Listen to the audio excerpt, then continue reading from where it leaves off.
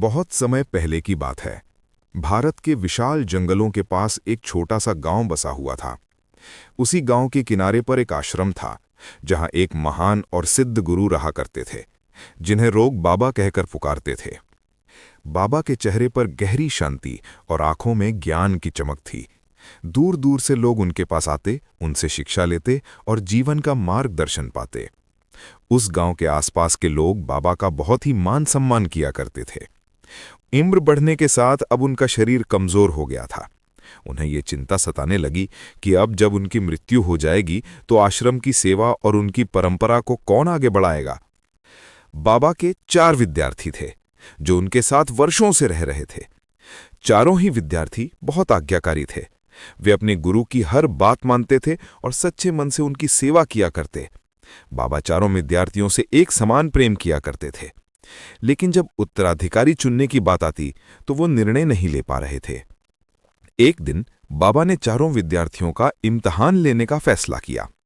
एक दिन सुबह सुबह बाबा ने उन चारों विद्यार्थियों को बुलाया और उन्होंने गंभीर स्वर में कहा, प्यारे विद्यार्थियों, आज मैं तुम्हें एक इम्तिहान देता।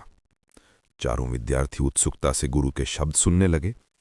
बाबा ने कहा, मेरा पानी पीने का घड़ा सामने कीचड़ के ढेर में गिर गया है।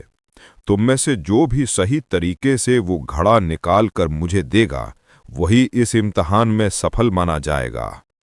गुरु के आदेश को सुनते ही चारों विद्यार्थी तुरंत उस जगह पर पहुंच गए जहां पर वो घड़ा कीचड़ के ढेर में गिरा हुआ था।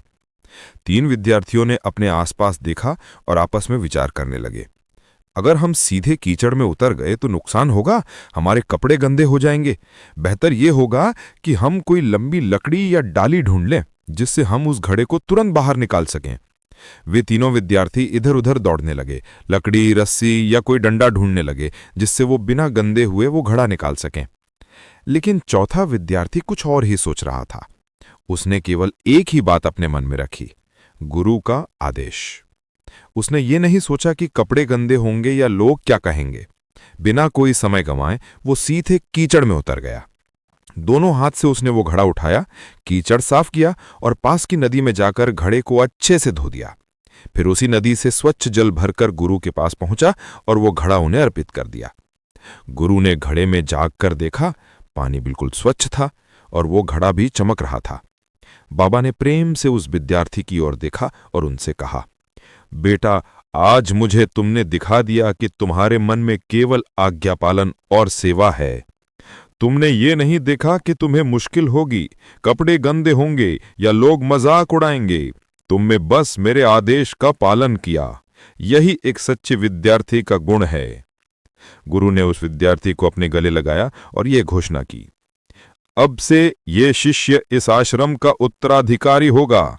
ये आश्रम की परंपरा, सेवा और गुरु ज्ञान को आगे बढ़ाएगा। बाकी तीनों विद्यार्थी अपनी गलती समझ गए। उन्हें एहसास हुआ कि असली विद्यार्थी वही है जो गुरु के आदेश को बिना किसी स्वार्थ के पूरा करे।